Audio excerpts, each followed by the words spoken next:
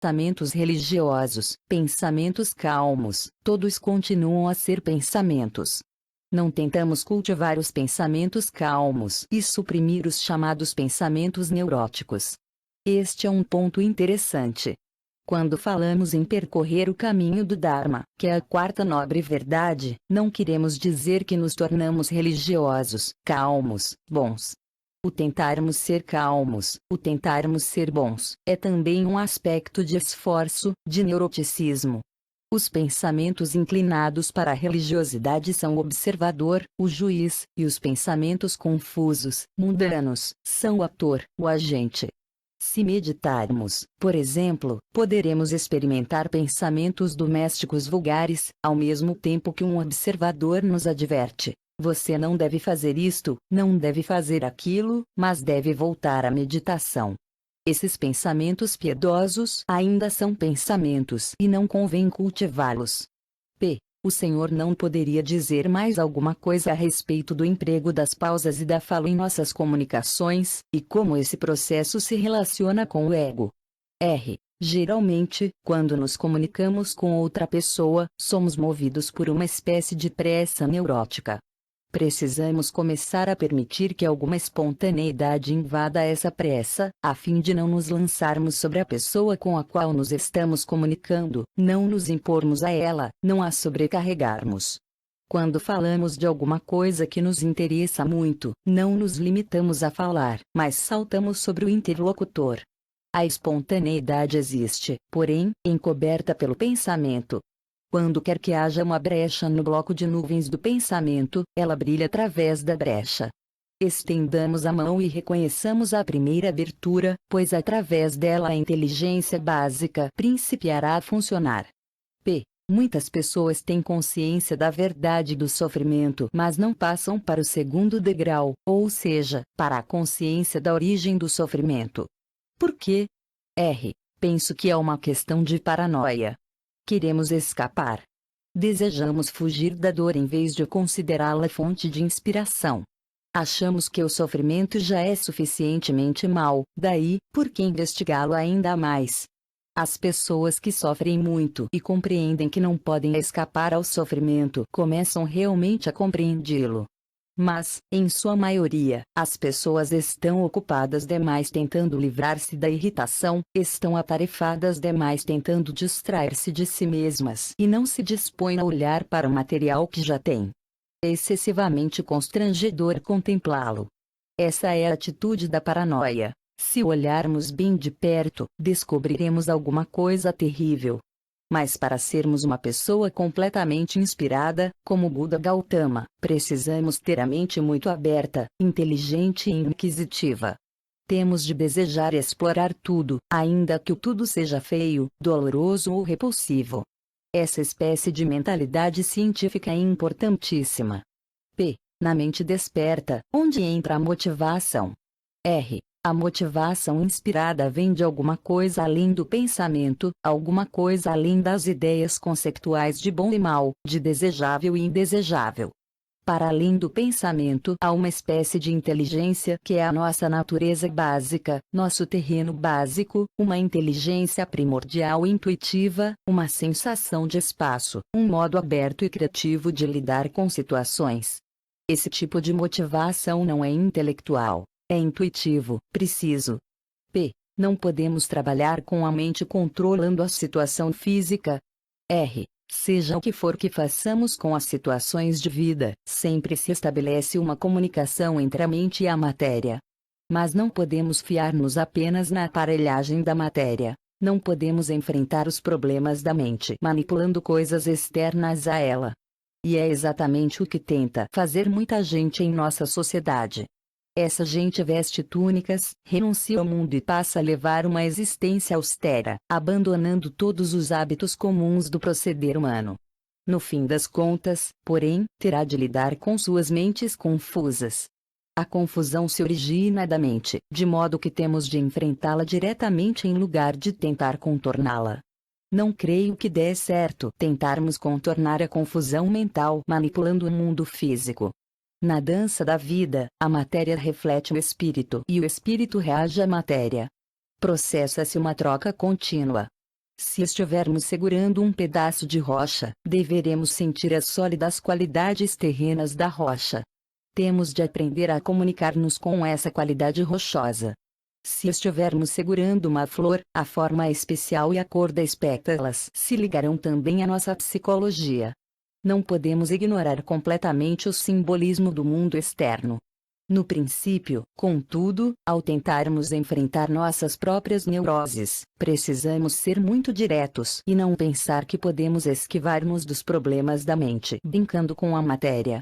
Se uma pessoa, por exemplo, for psicologicamente desequilibrada, completamente confusa, como um macaco que estivemos discutindo, e se a vestirmos com os mantos do Buda ou se a fizermos sentar-se numa postura de meditação, sua mente continuará gerando do mesmo modo. Mais tarde, quando ela aprenderá a acomodar-se e tornar-se um simples macaco, então talvez valha a pena levá-la para um sítio sossegado ou para um retiro. Quando vejo a feiura em mim mesmo, não sei como aceitá-la. Prefiro tentar evitá-la ou mudá-la a aceitar isso. Você não precisa escondê-la. Não precisa mudá-la. Investiga um pouco mais. Quando vemos a feiura em nós mesmos, é apenas um preconceito. Vemos como feiura o que ainda está ligado às ideias de bom e mal. Mas temos de transcender até as palavras bom e mal. Temos de ir além das palavras e das ideias conceituais e penetrar no que somos, cada vez mais profundamente. O primeiro vislumbre não chega a ser o bastante. Há que examinar as minúcias sem julgar, sem usar palavras e conceitos. Abrir-nos plenamente para nós mesmos é abrir-nos para o mundo.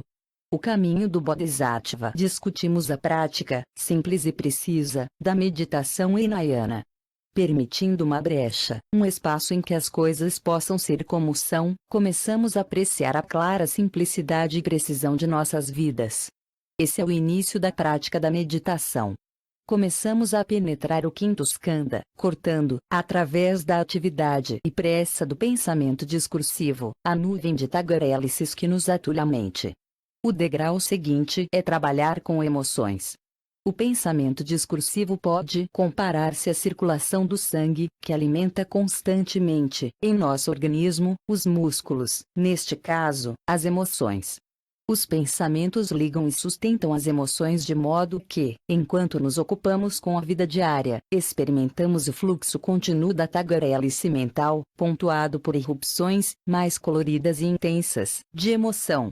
Os pensamentos e emoções expressam nossas atitudes básicas para com o mundo, como nos relacionamos com ele, e formam um ambiente, um reino de fantasia, em que vivemos. Tais ambientes são os 6 reinos, e, embora determinado reino possa tipificar a psicologia de determinado indivíduo, ainda assim essa pessoa experimentará, também, constantemente, as emoções ligadas aos outros reinos. Para trabalhar com esses reinos, devemos começar a ver as situações de modo mais panorâmico, que é a meditação vipassana, em Pali, Vipassana. Precisamos estar atentos não só aos pormenores precisos de uma atividade, mas também à situação como um todo. O Vipassana envolve a consciência do espaço, da atmosfera em que ocorre a precisão. Se virmos os detalhes precisos de nossa atividade, essa consciência também criará certo espaço. O fato de termos consciência de uma situação em pequena escala também traz a consciência em escala maior. Disso se desenvolve a consciência panorâmica, a meditação Vipassana, em Pali, Vipassana, isto é, a consciência do padrão total de preferência, a focalização da atenção em detalhes. Começamos a ver o padrão das nossas fantasias em vez de mergulharmos nelas. Descobrimos que não precisamos lutar com nossas projeções, que o muro que delas nos separa é criado por nós próprios. O discernimento intuitivo da natureza insubstancial do ego é prajna, conhecimento transcendental. Ao vislumbrarmos prajna, relaxamo-nos compreendendo que já não temos mais de manter a existência do ego. Podemos permitir-nos ser abertos e generosos. A descoberta de outra maneira de lidarmos com nossas projeções nos traz intensa alegria. Este é o primeiro nível de realização do Bodhisattva, o primeiro Buni. Entramos no caminho do Bodhisattva, o caminho do Mahayana, a via aberta, o caminho da cordialidade e da abertura. Na meditação Vipassana há uma vasta extensão de espaço entre nós e os objetos. Temos consciência do espaço entre a situação e nós mesmos e tudo nele pode acontecer. Nada está acontecendo aqui ou ali em termos de relacionamento ou batalha. Em outras palavras, não estamos impondo nossas ideias conceituais, nomes e categorias na experiência, mas sentimos a abertura do espaço em todas as situações. Dessa maneira a consciência se torna precisa e abrangente. A meditação Vipassana significa permitir as coisas serem como são. Começamos a compreender que isso não exige um esforço de nossa parte porque as coisas são como são. Não precisamos olhar para elas desse jeito, elas são desse jeito. E assim começamos a apreciar efetivamente a abertura e o espaço, pois temos espaço em que podemos mover-nos, pois não precisamos tentar ser conscientes porque já o somos. Assim, o caminho do Mahayana é a via aberta, o caminho largo. Isso envolve a disposição de mente aberta permitindo-nos estar despertos, permitindo que o nosso instinto surja. Previamente discutimos a concessão do espaço para podermos comunicar-nos, mas esse gênero de prática é muito intencional e consciente de si mesmo. Quando praticamos a meditação Vipassana, simplesmente não nos observamos comunicando-nos, permitindo deliberadamente uma brecha, esperando deliberadamente. Porém, comunicamo-nos e, depois, por assim dizer, nos desligamos. Deixemos fluir e não nos preocupemos mais. Não queiramos possuir o deixar ser como se ele nos pertencesse, como nossa criação. Abramo-nos, deixemos ser e renunciemos à posse. Então, a espontaneidade do estado desperto saltará fora. As escrituras do Mahayana referem-se aos que estão completamente preparados para se abrirem, aos que estão quase preparados para abrir-se e aos que têm a possibilidade de abrir-se. Os que têm a possibilidade de abrir-se são intelectuais interessados no assunto, mas que não admitem espaço suficiente para que o instinto apareça. Os que estão quase preparados têm a mente aberta, mas se vigiam mais do que o necessário. Os que estão completamente preparados para abrir-se ouviram a palavra secreta, a senha de Tathagata. Alguém já o fez, alguém já passou para o outro lado, é o caminho aberto, é possível, é o caminho do Tathagata. Por conseguinte, não fazendo caso do como, nem do quando, nem do porquê, simplesmente se abrem. É uma coisa bonita, já aconteceu a outra pessoa, por que não acontecerá a nós? Por que discriminamos entre nós e o resto dos Tathagatas? Tathagata significa os que experimentaram o Tathata, que é tal como é, os que experimentaram tal como é. Em outras palavras, a ideia de Tathagata é um modo de inspiração, um ponto de partida. Diz-nos que outras pessoas já o atingiram, que outras pessoas já o vivenciaram. Esse instinto já inspirou alguém, o instinto de despertar, de abertura, de frieza no sentido de inteligência. O caminho do Bodhisattva destina-se aos corajosos e que estão convencidos da poderosa realidade da natureza de Tathagata existente dentro deles. Os que foram realmente despertados por uma ideia como a de Tathagata estão no caminho do Bodhisattva, o caminho do bravo guerreiro que confia na possibilidade de completar a jornada, que confia na natureza búdica. A palavra Bodhisattva significa aquele que é bastante corajoso para trilhar o caminho de Bodhi. Bodhi quer dizer desperto, o estado desperto. Com isto não estamos dizendo que o Bodhisattva precisa estar inteiramente desperto, senão que está disposto a seguir o caminho dos despertos. Esse caminho consiste em 6 atividades transcendentais que ocorrem espontaneamente. São eles: a generosidade, a disciplina, a paciência, a energia, a meditação e o conhecimento transcendentais. Essas virtudes chamam-se as 6 paramitas, porque param significa o outro lado ou margem, o outro lado do rio, e ita significa chegada. Paramita, portanto, quer dizer chegando ao outro lado, ou margem, o que indica que as atividades do Bodhisattva devem ter a visão, a compreensão que transcende as noções centralizadas do ego. O Bodhisattva não está tentando ser bom ou gentil, mas é espontaneamente compassivo. Generosidade. A generosidade transcendental costuma ser mal interpretada no estudo das escrituras budistas, como se significasse o sermos bondosos para com alguém inferior a nós. Alguém está sofrendo e nós, que nos encontramos numa posição superior, podemos salvá-lo, o que vem a ser um modo muito simplório de olhar sobranceiramente para alguém. Mas no caso do Bodhisattva, a generosidade não é tão insensível. É algo muito forte e poderoso. É comunicação. A comunicação deve transcender a irritação, caso contrário será como tentar arrumar uma cama confortável no meio de espinheiros. As qualidades penetrantes da cor, da energia e da luz externas virão ao nosso encontro, introduzindo-se em nossas tentativas de comunicação, como um espinho que nos picasse a pele. Haveremos de querer subjugar essa intensa irritação e, assim, bloquearemos a comunicação. A comunicação precisa ser radiação, recepção e troca. Todas as vezes que nela estiver envolvida a irritação, não seremos capazes de ver adequada, plena e claramente a qualidade espaçosa do que está vindo ao nosso encontro, do que está se apresentando como comunicação. O mundo externo é imediatamente rejeitado pela nossa irritação, que diz: não, não, isso me irrita, vá embora. Uma atitude como essa é diametralmente oposta à da generosidade transcendental. De modo que o Bodhisattva precisa experimentar a completa comunicação da generosidade, transcendendo a irritação e a defesa própria. Caso contrário, quando espinhos ameaçarem picar-nos, sentiremos que estamos sendo atacados e que devemos nos defender. Fugiremos da enorme oportunidade para a comunicação que nos foi dada e não teremos tido sequer a coragem de olhar para a outra margem do rio. Olharemos para trás e tentaremos fugir. A generosidade é uma disposição para dar, para nos abrirmos sem motivos filosóficos, piedosos ou religiosos, simplesmente fazendo o exigido a qualquer momento e em qualquer situação, sem medo de receber o que quer que seja. A abertura pode ocorrer no meio de uma rodovia. Não tememos que o nevoeiro, a fumaça e o pó, ou o ódio e as paixões das pessoas nos esmaguem. Simplesmente nos abrimos, entregamos-nos de todo, damos. Isso significa que não julgamos, não avaliamos.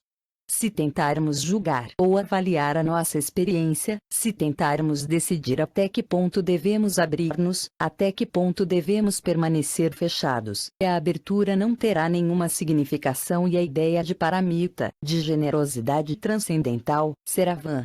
Nossa ação não transcenderá coisa alguma, deixará de ser o ato de um Bodhisattva.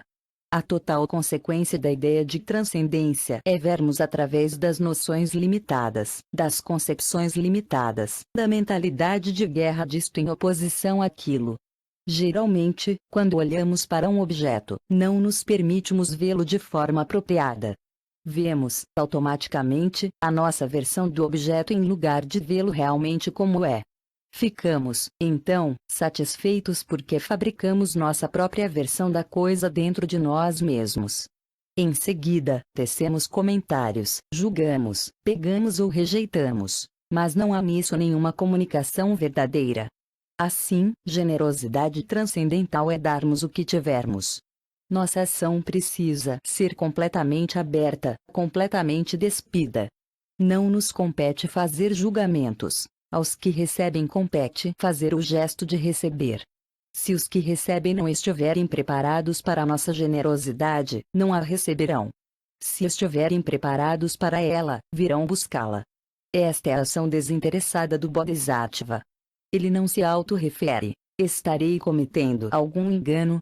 Estarei sendo cuidadoso? A quem devo abrir-me? Nunca toma partidos. Metaforicamente, o Bodhisattva jazerá como um cadáver apenas. Deixemos que as pessoas olhem para nós e nos examinem. Estamos à sua disposição. Uma ação nobre, uma ação completa, uma ação que não contém nenhuma hipocrisia, nenhum julgamento filosófico ou religioso. Por isso é transcendental. Por isso é paramita. É bela. Disciplina. E se seguirmos adiante e examinarmos a paramita da moralidade ou da disciplina, a paramita Shila, verificaremos que se lhe aplicam os mesmos princípios. Isto é, Shila ou disciplina não é uma questão de nos atarmos a um conjunto fixo de leis ou padrões.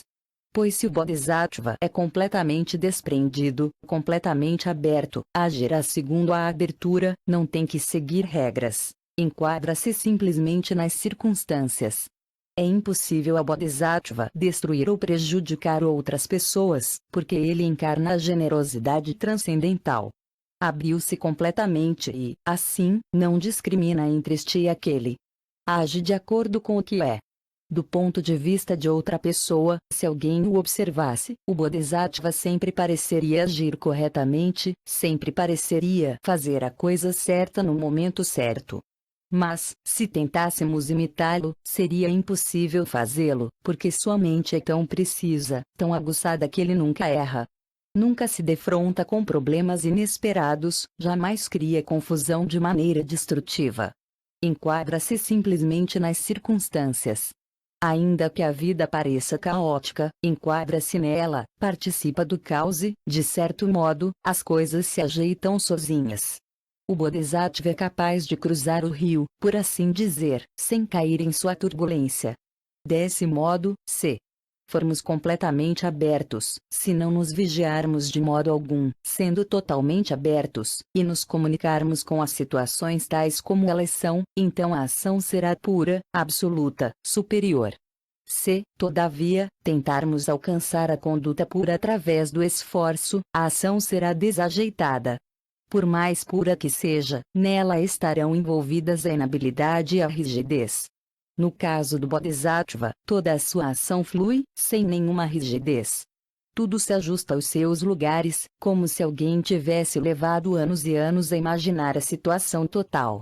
O Bodhisattva não age com premeditação, comunica-se apenas. Parte da generosidade da abertura para enquadrar-se na situação configurada.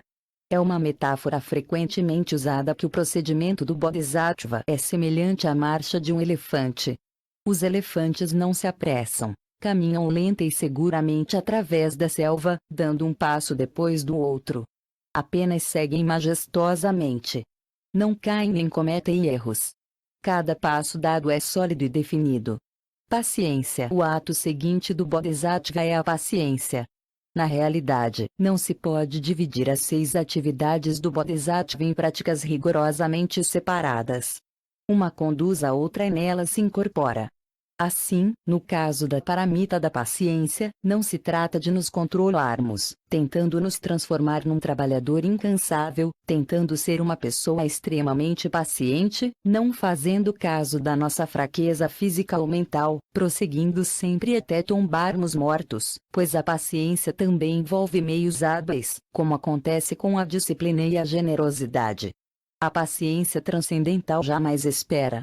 Como não esperamos coisa alguma, não ficamos impacientes. Entretanto, de um modo geral, esperamos muita coisa em nossa vida, esforçamo-nos, e esse tipo de ação baseia-se muitíssimo no impulso. Encontramos alguma coisa emocionante e bela e nos lançamos com muita força na sua direção, sendo, mais cedo ou mais tarde, jogados de volta. Quanto mais nos atiramos para frente, tanto mais seremos atirados para trás, porque o impulso é uma vigorosa força impulsora dirigida sem sabedoria. A ação impulsora é como a de uma pessoa que corre sem olhos para ver, como a do cego que procura alcançar o seu destino. Mas a ação do Bodhisattva nunca provoca reação, pois ele se acomoda a qualquer situação, porque nunca deseja nada nem nada fascina.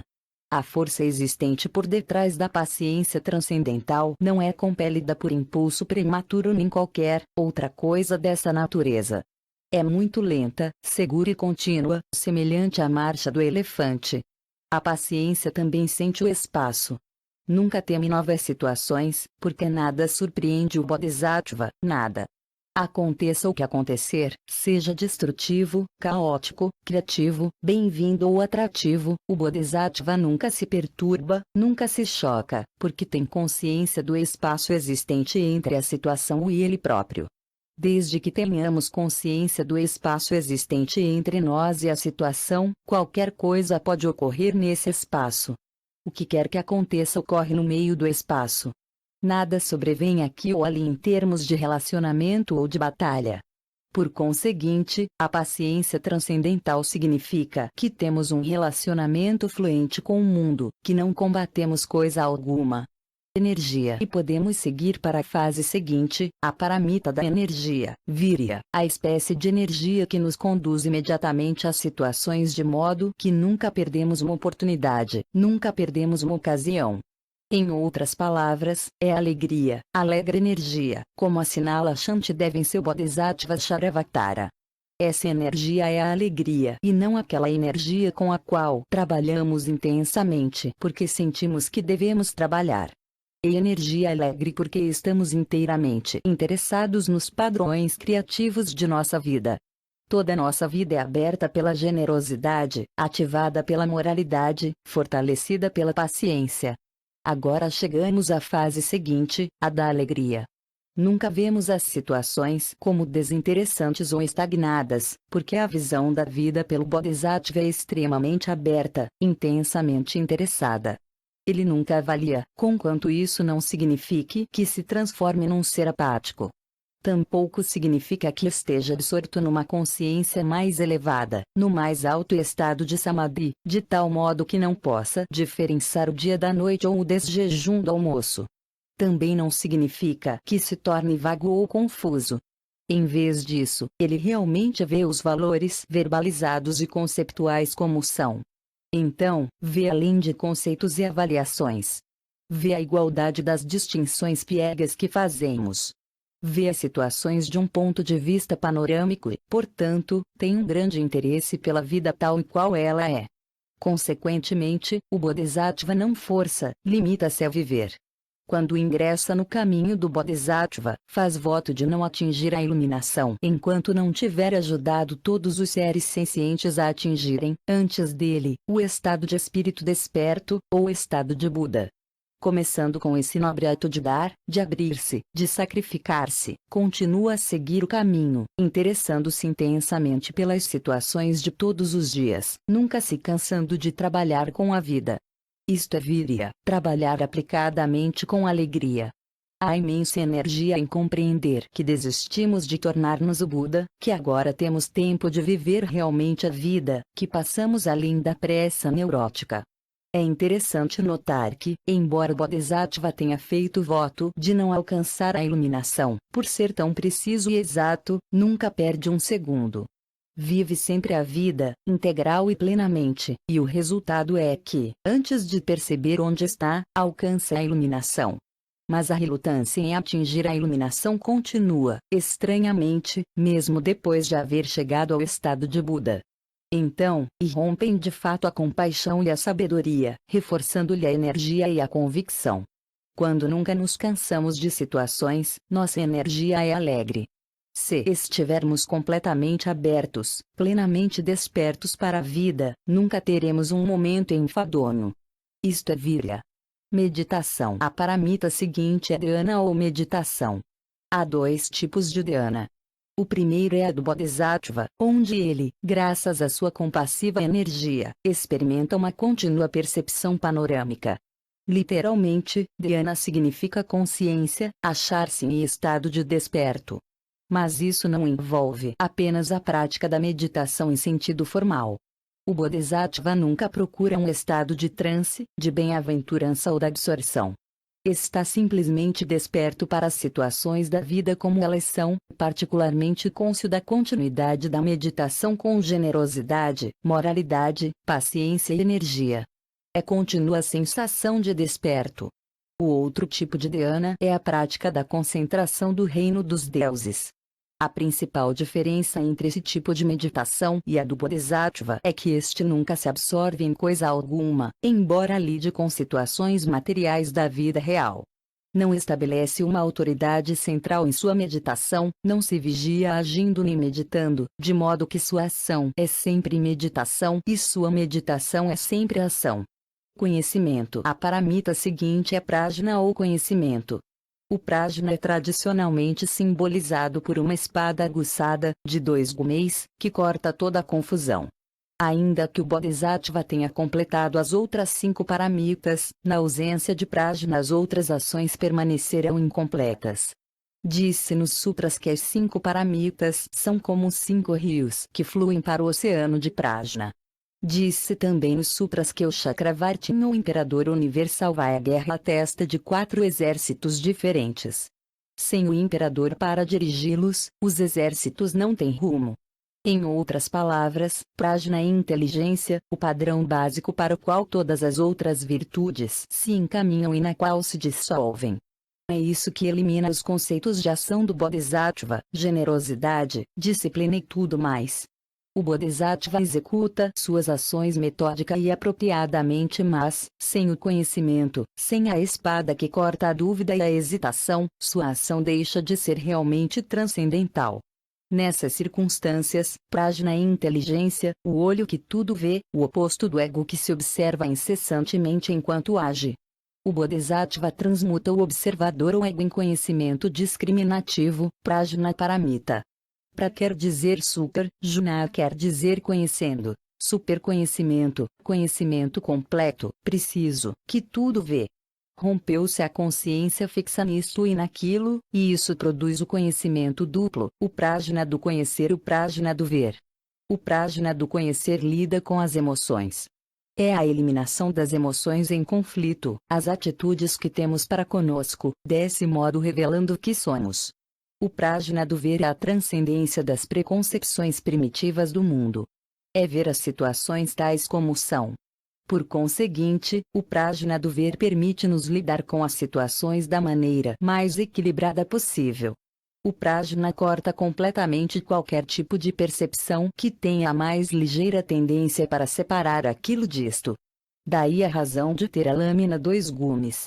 Ela não corta apenas nesta direção, mas naquela também. O Bodhisattva já não experimenta a irritante característica decorrente da distinção entre isto e aquilo. Limita-se a passar pelas situações sem precisar verificá-las. De sorte que todas as 6 paramitas são interdependentes. O Senhor definiria a meditação como o ato de apenas prestarmos atenção ao que estamos fazendo, o ato de estarmos atentos. Dhyana, a 5ª paramita, resume-se em sermos conscientes, em estarmos atentos. Mas nem dhyana nem qualquer outra paramita existe independentemente, sem o conhecimento transcendental, prajna. Prajna leva a prática da consciência a uma luz totalmente diversa, transforma em algo mais do que a simples concentração, a prática unidirecional de manter a mente focalizada em determinado objeto ou coisa. Com prajna, a meditação torna-se consciência de todo o ambiente da situação específica em que estamos. Também redunda em precisão e abertura, de modo que temos consciência de cada momento, cada passo, cada movimento que fazemos. E essa precisão, essa simplicidade expande-se numa consciência total de toda a situação. A meditação, portanto, não é uma questão de nos demorarmos numa coisa, senão de estarmos despertos para toda a situação, assim como para experimentarmos a simplicidade dos acontecimentos. A meditação não é tão só a prática da consciência, porque, se apenas praticarmos a consciência, não desenvolveremos o entendimento intuitivo necessário à expansão da nossa prática. Nesse caso, teremos de transferir a consciência de um assunto para outro. Desenvolver o prajna é como aprender a andar. Podemos ter de começar desenvolvendo a consciência de uma coisa só para depois desenvolvermos a consciência de 2, depois de 3, 4, 5, 6, etc. Finalmente, porém, se quisermos caminhar corretamente, teremos de aprender a expandir a nossa consciência, a fim de incluir nela toda a situação em que nos achamos, de modo que haja uma consciência de tudo na mesma situação. Para fazê-lo é necessário não permanecermos em coisa alguma, assim teremos consciência de tudo. Quando temos conflitos com outras pessoas, que dificultam o nosso relacionamento com elas, que devemos fazer? Se o nosso desejo de comunicar-nos, o que é generosidade, for vigoroso, teremos de aplicar prajna, conhecimento, para descobrir por que somos incapazes de comunicar-nos. Talvez a nossa comunicação seja apenas unidirecional. Talvez não queiramos que a comunicação venha também da outra direção. Talvez o nosso desejo de comunicar-nos seja muito grande e coloquemos toda a energia na comunicação. Esta é uma abordagem muito intensa, avassaladora para a pessoa com quem nos estamos comunicando. Ela não tem espaço para se comunicar de volta conosco. Fazemo-lo com as melhores intenções, é claro, mas precisamos ter o cuidado de ver toda a situação, em lugar de nos interessarmos apenas por atirar alguma coisa a outra pessoa. Temos de aprender a olhar também do ponto de vista dos outros. Essencialmente, é preciso proporcionar alguma espécie de espaço e abertura. É muito difícil resistir ao impulso de converter a outra pessoa ao nosso modo de pensar. Frequentemente nós o experimentamos. Mas precisamos zelar para que a nossa comunicação não se torne demasiado opressiva.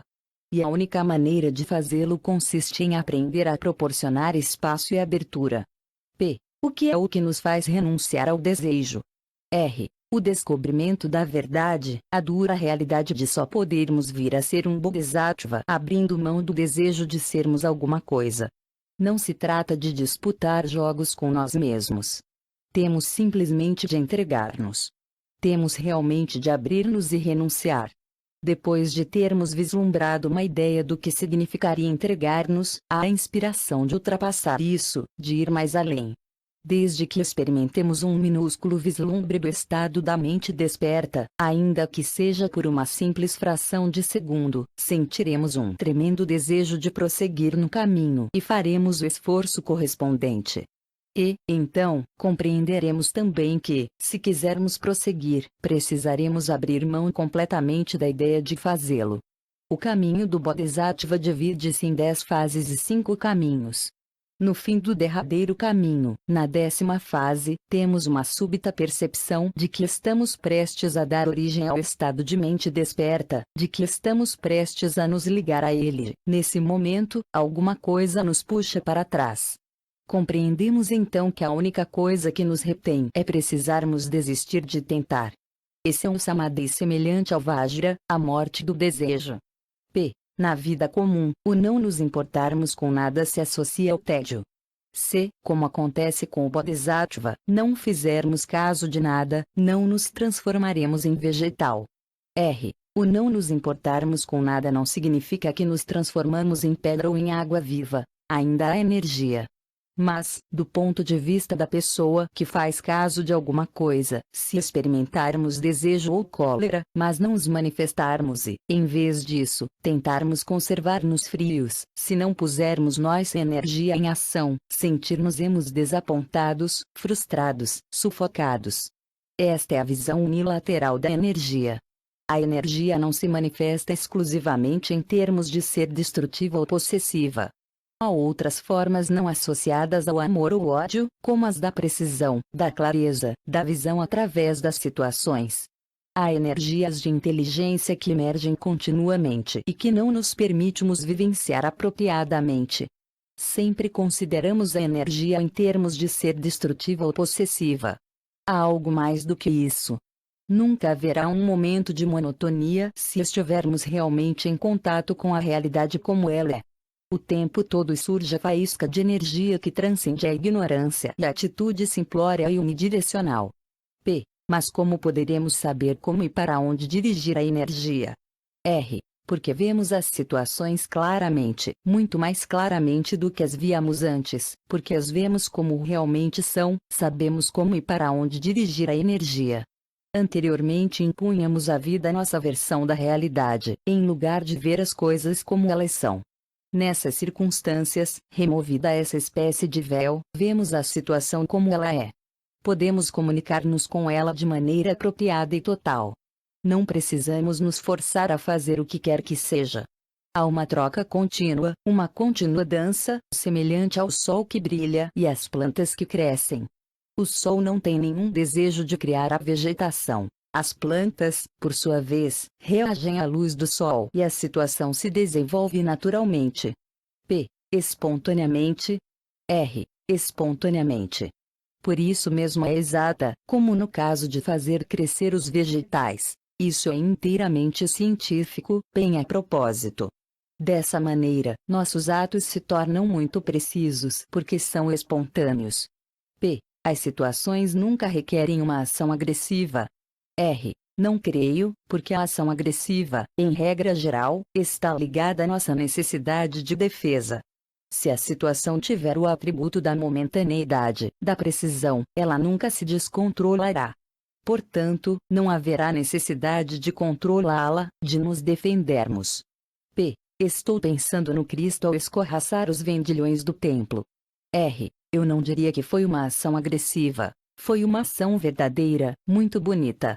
Ocorreu porque ele viu a exatidão da situação sem se observar, sem tentar ser heróico. Precisamos de ações como essa.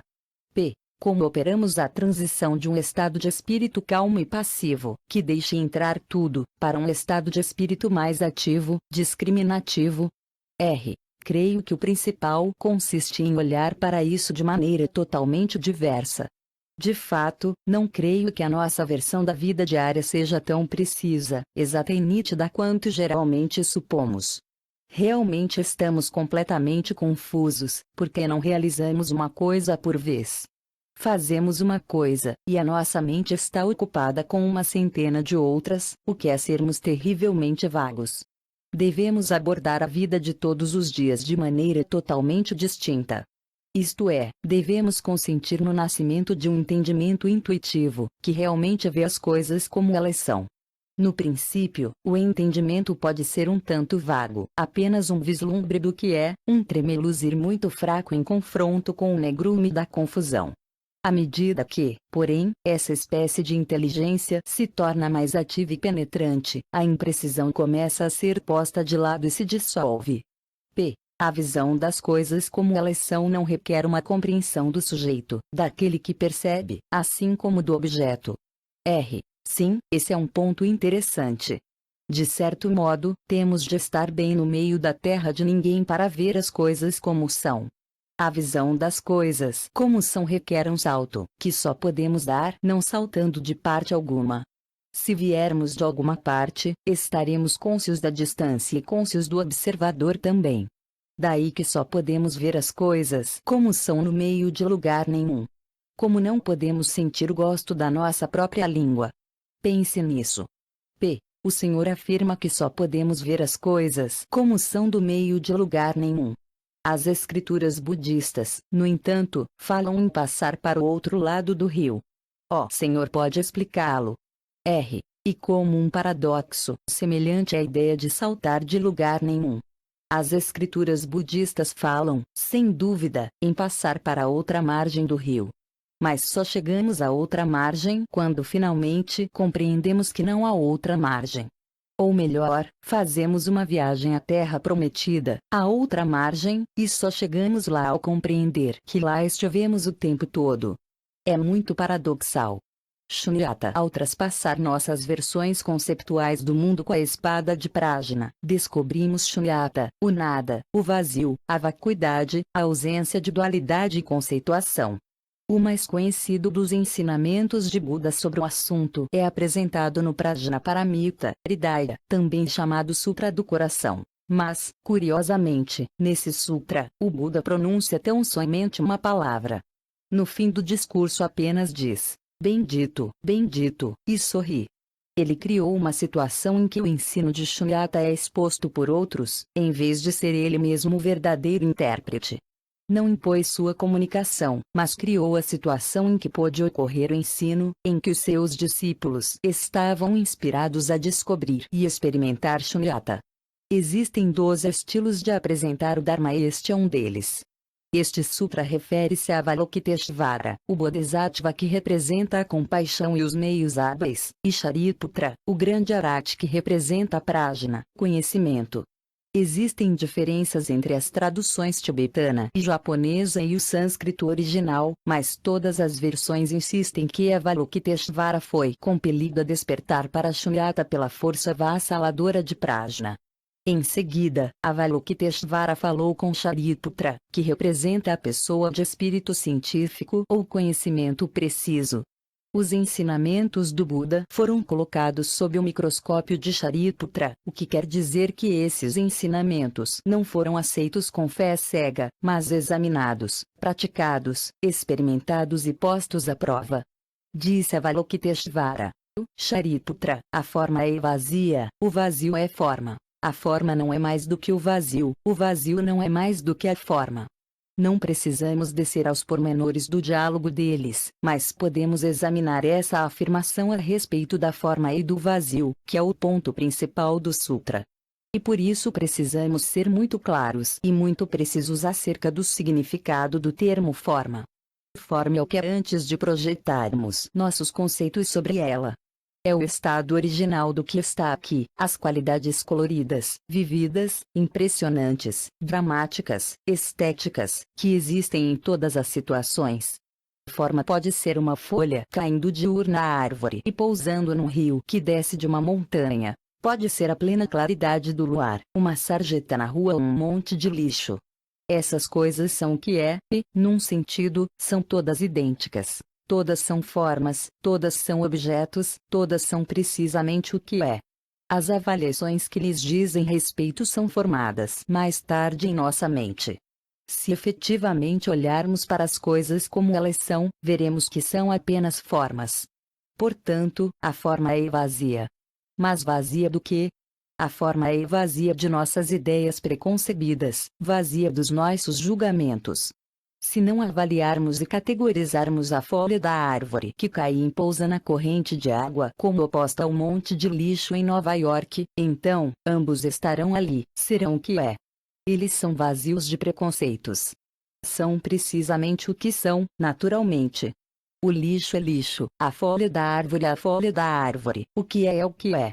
A forma será vazia se a virmos na ausência de nossas próprias interpretações dela.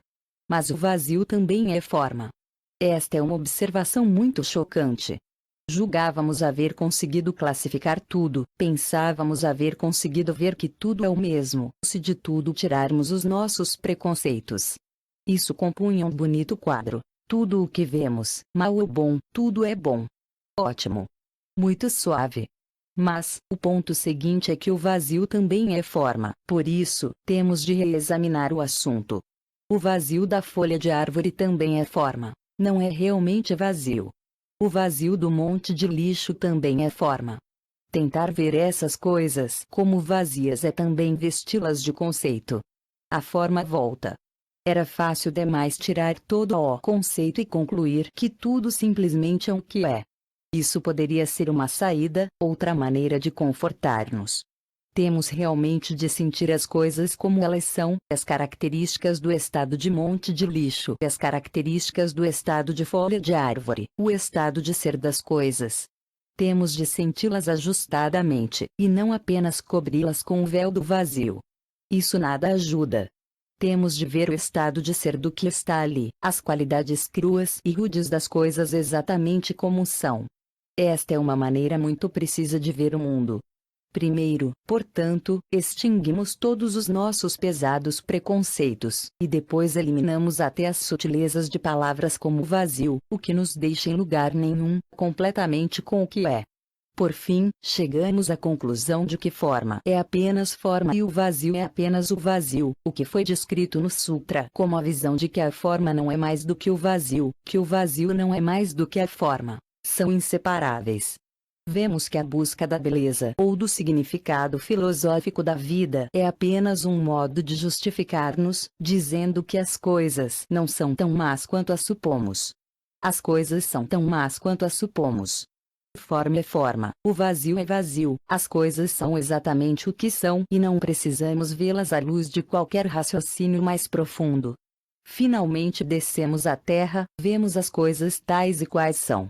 Isso não significa ter uma inspirada visão mística com arcanjos, querubins e músicas suaves. As coisas são vistas como elas são, em suas próprias características.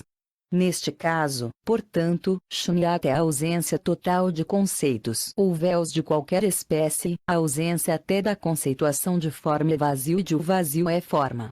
É uma questão de ver o mundo de modo direto sem aspirar maior consciência ou significação ou profundidade. É perceber as coisas literalmente de maneira direta, como elas são por si mesmas.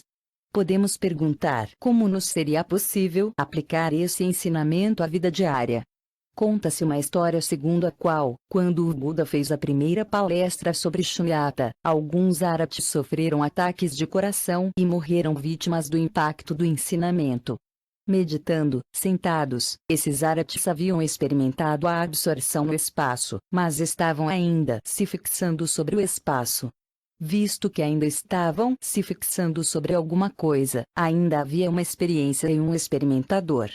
O princípio de Shunyata implica o não fixarmos-nos sobre coisa alguma, o não distinguirmos entre isto e aquilo, o estarmos suspensos em lugar nenhum.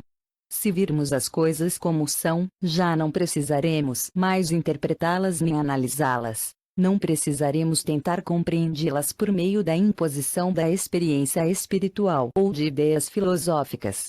Como disse um famoso mestre Zen, quando como, como, quando durmo, durmo.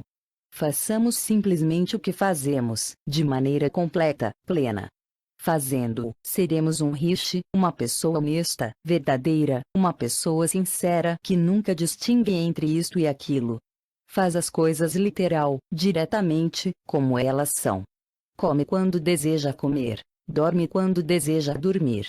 Às vezes, o Buda é descrito como uma rishi, o grande rishi, que não tentava ser verdadeiro, mas simplesmente era em seu estado aberto. A interpretação de Shunyata que temos discutido até agora é a visão da escola filosófica madhyamika ou do caminho do meio, fundada por Nagarjuna. É a descrição de uma realidade experiência, que nunca pode ser descrita precisamente porque as palavras não são a experiência. As palavras ou os conceitos apenas apontam para aspectos parciais da experiência. Com efeito, é duvidoso que se possa mesmo falar em experimentar a realidade, visto que isto implicaria uma separação entre o experimentador e a experiência. E, finalmente, é discutível que se possa falar em realidade, porque isso implicaria a existência de algum conhecedor objetivo fora separado dela, como se a realidade fosse uma coisa nomeável com divisas e limites fixos. Assim, a escola madhyamika fala simplesmente do Tathagata, como é. Nagarjuna preferia abordar a verdade tomando os argumentos de outras escolas filosóficas em seus próprios termos e reduzindo-os logicamente ad absurdum, em lugar de oferecer pessoalmente quaisquer definições da realidade. Existem vários outros enfoques filosóficos importantes dos problemas da verdade e da realidade que precederam e influenciaram o desenvolvimento da escola madhyamika. Essas linhas de pensamento encontram sua expressão não só nas escolas filosóficas budistas antigas, mas também nos enfoques teístas do hinduísmo, do vedantismo, do islamismo, do cristianismo e da maioria das demais tradições religiosas e filosóficas. Do ponto de vista da escola madhyamika, esses outros enfoques podem ser agrupados em 3 categorias: os eternalistas, os nihilistas e os atomistas. Para os madhyamikas, as 2 primeiras abordagens são erradas e a terceira é apenas parcialmente verdadeira. A primeira é a mais óbvia dessas 3 concepções errôneas da natureza da realidade, o eternalismo, e, frequentemente, uma das mais ingênuas versões do teísmo. As doutrinas eternalistas encaram os fenômenos como se estes contivessem alguma espécie de essência eterna. As coisas nascem e morrem, mas, apesar disso, contêm uma essência que não perece. A característica da existência eterna precisa estar ligada a alguma coisa, de modo que os seguidores dessa doutrina costumam endossar a crença em Deus, numa alma, num Atman, num inefável si mesmo. Afirma, dessa maneira, o crente, que existe alguma coisa sólida, em marcha, eterna. É tranquilizador ter alguma coisa sólida a que nos possamos agarrar, em que possamos nos absorver, um modo fixo de compreender o mundo e entender o nosso relacionamento com ele. Finalmente, contudo, o adepto das doutrinas eternalistas pode desiludir-se com um Deus que nunca viu, uma alma ou essência que não consegue encontrar. Isto nos leva à seguinte, e algo mais sofisticada, concepção errônea da realidade: o niilismo. Essa opinião sustenta que tudo vem do nada, do mistério. Às vezes, esse enfoque aparece como afirmações teístas e ateístas de que o ente supremo é incognoscível. O sol brilha, projeta a luz sobre a terra, ajuda a vida a crescer, proporciona calor e claridade. mas não atinamos com a origem da vida. Não há um ponto de partida lógico para o início do universo. A vida e o mundo nada mais são do que a dança de Maya, a ilusão. As coisas são simplesmente geradas de maneira espontânea, de lugar nenhum. O nada, assim, parece importante neste enfoque, uma realidade incognoscível de certo modo além dos fenômenos aparentes. O universo acontece misteriosamente, sem nenhuma explicação real. É possível que um niilista dissesse que a mente humana não pode entender esse mistério. Portanto, nesta visão da realidade, o mistério é tratado como uma coisa. A ideia de que não há resposta é fixadamente tida e a vida como resposta. O enfoque niilista evoca a atitude psicológica do fatalismo. Compreendemos logicamente que, se fizermos algo, acontecerão coisas como reação à nossa ação. Vemos uma continuidade de causa e efeito, uma reação em cadeia sobre a qual não temos controle. Esse processo de reação em cadeia provém do mistério do nada. Por conseguinte, se assassinássemos alguém, seria nosso karma assassinar, e era inevitável, preordenado.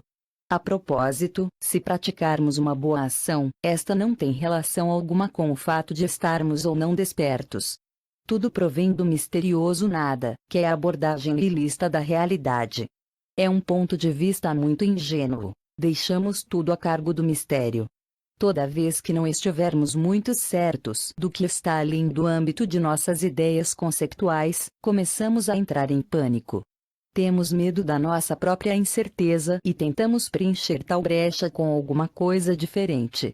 Essa outra coisa é, geralmente, uma crença filosófica, neste caso, a crença no mistério. Ansiosa e avidamente buscamos o nada, esquadrinhando todos os cantos no intuito de encontrá-lo. Mas só encontramos migalhas. Nada mais do que isso. É muito misterioso. Enquanto continuarmos a buscar uma resposta conceptual, haverá sempre áreas de mistério. Mistério esse que é, em si mesmo, outro conceito. Sejamos nós eternalistas, niilistas ou atomistas, presumimos constantemente que existe um mistério, algo que não conhecemos. O significado da vida, a origem do universo, a chave da felicidade. Lutamos por alcançar esse mistério, tentando transformar-nos numa pessoa que o conhece ou possui, chamando Deus, alma, Atman, Brahman, Shunyata, etc. Certamente esta não é a abordagem madhyamika da realidade, conquanto as primeiras escolas hinayanas de budismo, até certo ponto, caíssem na armadilha, razão pela qual o seu enfoque é considerado apenas uma verdade parcial. O enfoque hinayana da realidade vê a impermanência como o grande mistério. O que nasceu tem de mudar e morrer. Entretanto, não se pode ver a própria impermanência, mas apenas a sua manifestação na forma. Assim sendo, os hinayanistas descrevem o universo em termos de átomos existentes no espaço e momentos existentes no tempo. Como tais, são pluralistas atomísticos. O equivalente hinayana de Shunyata é a compreensão da natureza transitória e insubstancial da forma, de modo que a prática da meditação hinayana é dupla. A análise dos vários aspectos da impermanência, os processos do nascimento, crescimento, decadência e morte e suas elaborações. E a prática da atenção plena, que vê a impermanência dos acontecimentos mentais. O Arhat vê os eventos mentais e os objetos materiais e começa a vê-los como acontecimentos momentâneos e atomistas. Assim descobre que não existe substância permanente nem coisa sólida como tal. Essa abordagem erra em conceituar a existência de entidades relativas umas às outras, a existência deste em relação àquele. Podemos ver os três elementos. O eternalismo, o niilismo e o pluralismo atomístico, em diferentes combinações em quase todas as principais filosofias e religiões do mundo. Do ponto de vista madhyamika, essas três concepções errôneas da realidade são virtualmente inevitáveis, enquanto buscarmos uma resposta para uma pergunta hipotética, enquanto procurarmos investigar o chamado mistério da vida. A crença em alguma coisa é simplesmente um modo de rotular o mistério. Yogacara, uma escola filosófica mahayana, tentou eliminar esse mistério encontrando uma união do mesmo com o mundo fenomenal. O principal impulso da escola Yogacara é epistemológico. Para ela o mistério é a inteligência, aquilo que conhece. Os yogacharyanos resolveram o mistério postulando a união indivisível entre a inteligência e os fenômenos. Assim, não existe um conhecedor individual, tudo é autoconhecido. Existe apenas a mente única, que os yogacharyanos denominaram cognição autoluminosa, e tanto os pensamentos quanto as emoções, as pessoas e as árvores são aspectos dela. Daí que essa escola seja também mencionada na literatura tradicional como a escola Citamatra ou mente apenas. Yogacara foi a primeira escola de pensamento budista a transcender a divisão entre o conhecedor e o conhecido. Assim, os seus adeptos explicam a confusão e o sofrimento como nascidos da crença errônea num conhecedor individual. Se uma pessoa acredita conhecer o mundo, a mente única parece estar cindida, se bem que na realidade a sua superfície clara esteja apenas turva. A pessoa confusa sente que pensa e reage aos fenômenos externos e assim se vê presa numa constante situação de ação e reação. A pessoa iluminada compreende que os pensamentos e as emoções, de um lado, e o chamado mundo externo, do outro, são ambos o jogo da mente. Dessa maneira, a pessoa iluminada não se deixa prender no dualismo de